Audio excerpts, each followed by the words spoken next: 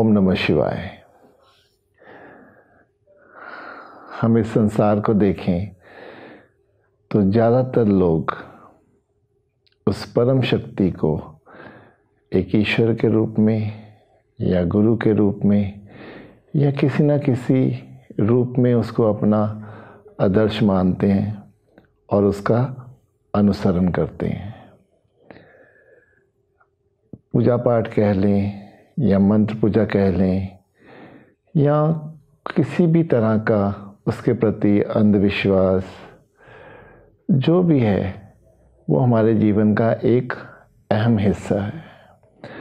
हम अनुसरण तो उसका करते हैं उस ईश्वर का, लेकिन क्या उसको हम अपने स्वभाव में डाल पाते हैं?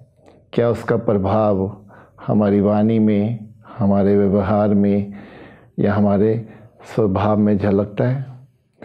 हम उसका अनुसरण तो करते हैं और साथ में उससे ये भी उम्मीद रखते हैं कि अगर मैं अच्छा कर्म करूं तो मुझे पुण्य मिले, लेकिन अगर मुझसे कुछ गलती हो जाए तो वो मुझे माफ़ कर दे। क्या ये ईश्वर हमारा खुद का निर्मित किया नहीं है, जिसको हम अपने ही ढंग से चलाना चाहते हैं? उसको हम पूजा पाठ करके कैसे भी उसको बांध के रखना चाहते हैं अपने साथ। क्या यही ईश्वर हमारा खुद का है?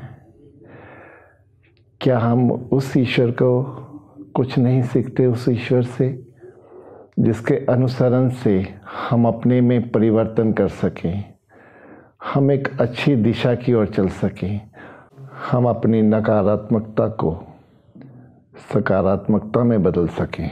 क्या वो हमारा ईश्वर प्रेम और करुणा की मूर्ति नहीं है?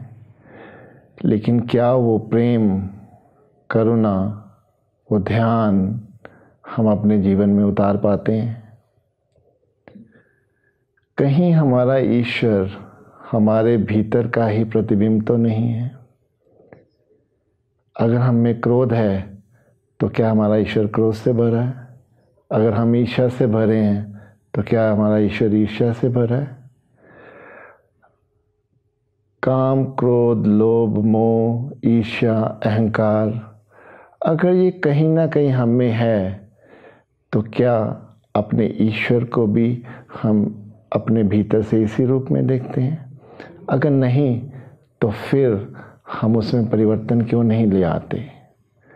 हम सब कुछ कर रहे हैं, अपना समय देते हैं, अपना जीवन देते हैं उसमें, लेकिन फिर भी हम उसमें अपने स्वभाव, वाणी और व्यवहार में क्यों नहीं लेके आते?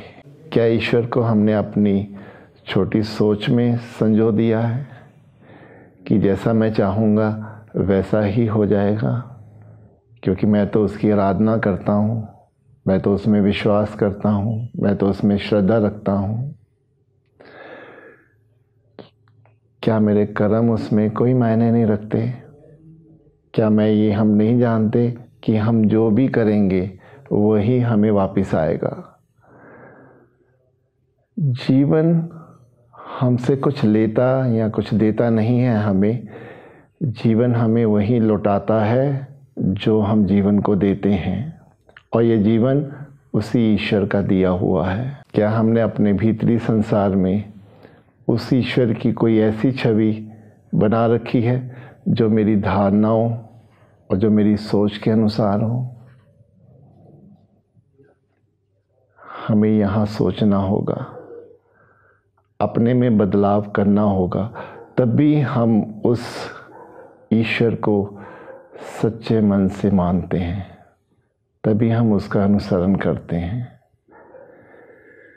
जिस दिन वो हमारे भीतर जो वास्तविक ईश्वर है वो हमारे भीतर आ गया, उस दिन ही हमें वो शांति, वो आनंद, सुख, खुशी उसका एहसास होगा, जिसके भीतर होने से हम चिंता मुक्त, भय मुक्त होते हैं, जिसके भीतर होने से हम श्रद्धा, विश्वास, सरलता, सहजता और जिसके होने से भीतर विनम्रता आती है, वही हमारा वास्तविक ईश्वर है। जिसके भीतर होने से एक घास का तिनका और चांद तारों में कोई फर्क नहीं महसूस होता, जिसके भीतर होने में पशु पक्षी कोई भी मनुष्य,